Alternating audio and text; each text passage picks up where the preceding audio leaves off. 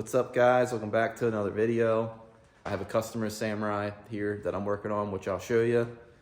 So I guess let's just get right into this video. Here's a Samurai that I'm working on currently. Guy dropped it off. He wanted transfer case gears installed in it, which I was like, yeah, no problem, I'll do that. I don't mind doing that kind of stuff. Well, when he got here, well, technically, I'm pretty sure he told me before, he said he had some other little issues he wanted to try to get work done on it.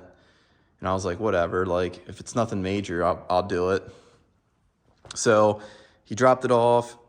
He had some oil leaks. So I was like, yeah, I'll take a look at it. Well, here I found out that the front oil seal, crank seal, was leaking because the oil pump had like a chunk missing out of it, so the oil was coming through that spot.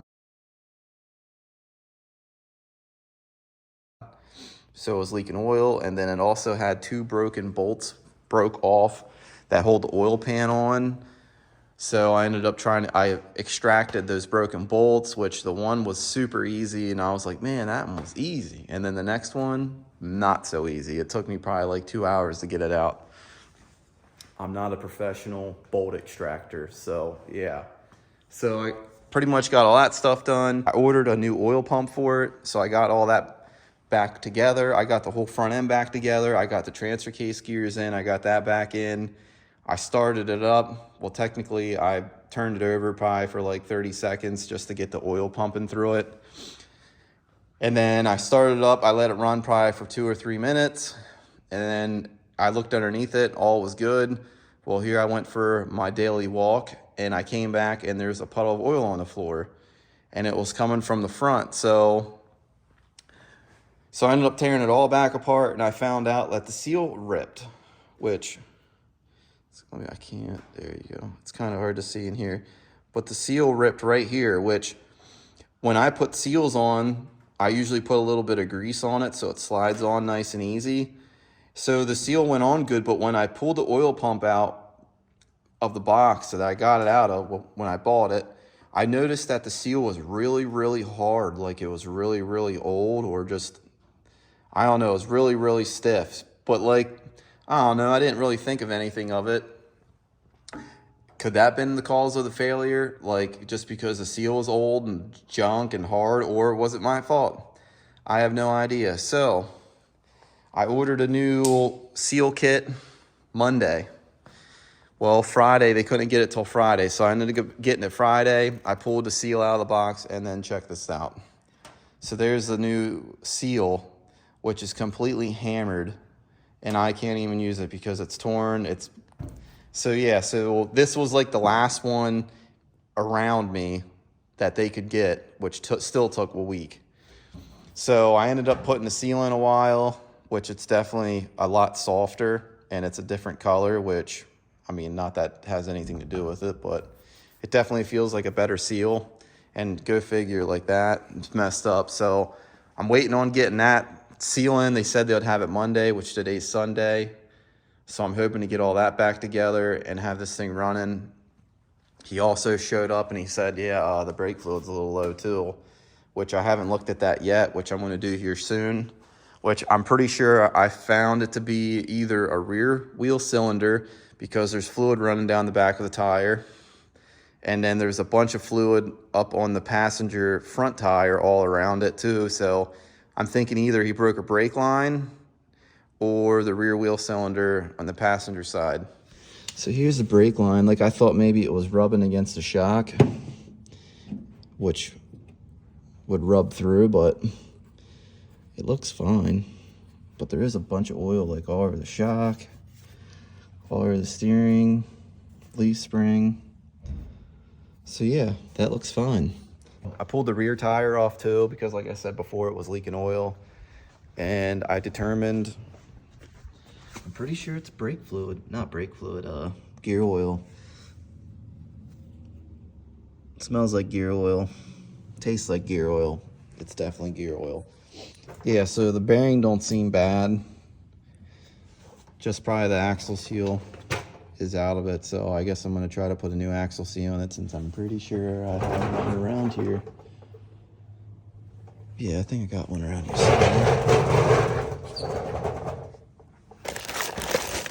Yeah, right there. Yeah, so I got a new axle seal, so while I have one, I might as well put it in it today, so then it's done. So yeah. So let's get this axle out and put this seal in. Yeah, got the rear axle out. Clean this up. It was pretty rusted and looked like crap. Got the axle seal out. Went to go get the new axle seal, and it's a front one. So go figure, I have front ones. I should have checked. So yeah. So I'm gonna have to order a rear axle seal, and then hopefully I can get that Monday so I can get this thing back together. Figured I'd do an update before I get this thing back together. Update on the Red Samurai. Today I got the seals, the rear axle seals, and I also got the seal for the oil pump. I ended up getting the rear axle seal in. I got the brakes bled, got all that done, put the back tire back on, so that's done. Also put the front tire back on, go check the brakes. Brakes look good on this side. I still have to do it to this side, which I'm trying to get the engine back together before I do anything else. So far I got the oil pan on, got that all on, got it tightened down. I started to assemble this and I wanted to do a video before I assembled it, but yeah, I'll just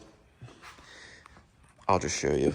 So let me get this out. You remember how I was telling you I had that problem with the seal ripping and tearing? Well, I'm pretty sure, no, I'm not pretty sure. It was my fault. I'm gonna take the blame for it. So yeah, so I'm gonna show you what happened. So maybe if you guys ever do this, you don't mess up like I did. But technically, I feel like I was set up for failure to begin with. So I'll just show you. So when I ordered the new oil pump already had the seal pressed into it.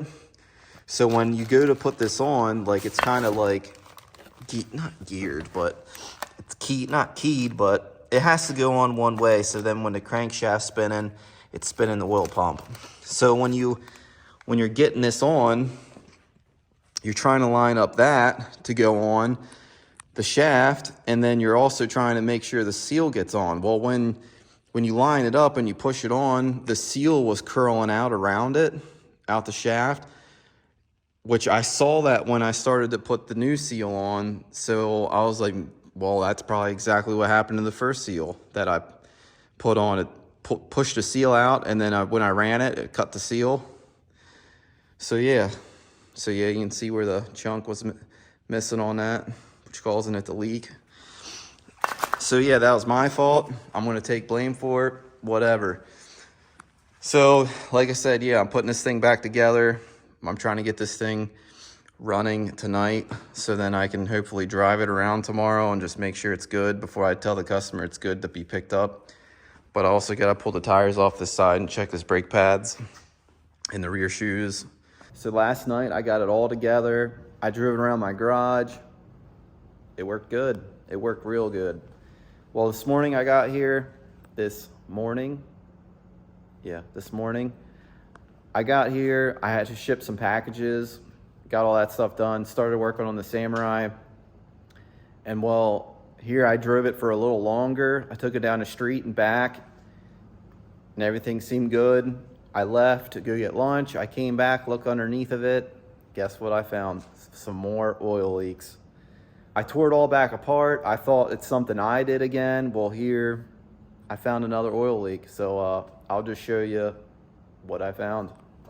Wow, so as you can see, I did get a video of it running, coming out of there, which I'll play that now.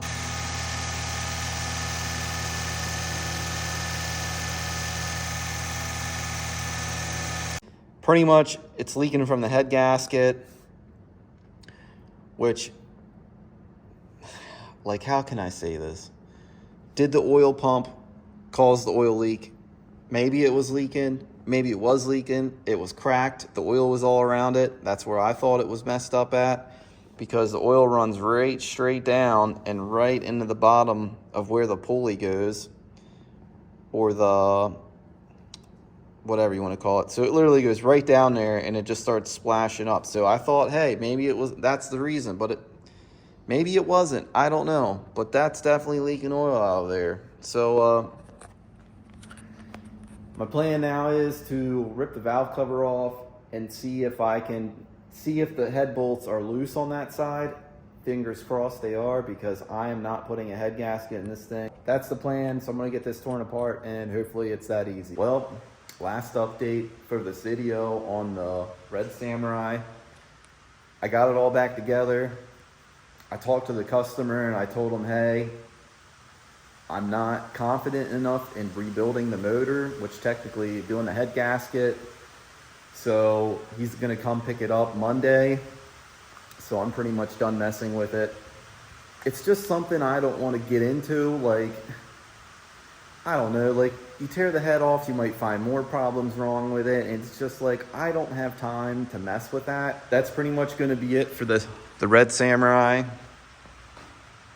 So yeah, like it's really nice Samurai. The interior's in pretty good shape. I mean, I'm pretty sure the seats were reupholstered, which I really like how they did the upholstery, like on the seats, the fabric and stuff, because it kind of makes them look old school, like the original Samurai seats, which is pretty cool.